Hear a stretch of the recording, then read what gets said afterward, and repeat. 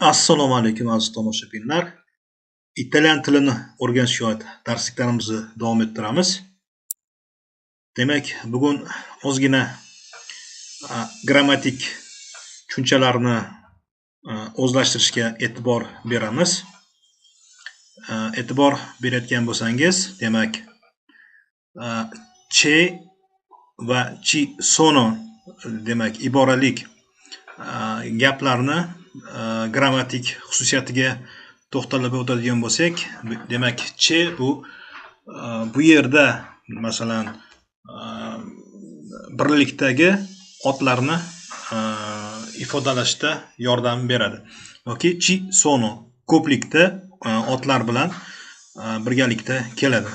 Ya'ni bu yerda degan ma'no kelib chiqadi. Misol tariqasida oladigan bo'lsak, c'è un ristorante qui. Demak, e'tibor berayotgan bo'lsangiz, birlikda kelyapti. Bu yerda qayerdadir restoran bormi degan savol kelyapti va savol javobida no, ma, ci sono due bar. Yo'q, ammo, lekin ci sono demak bu yerda 2 dona bar bor degan ma'no kelib chiqadi. C'è obit qui, obit bu yerdami?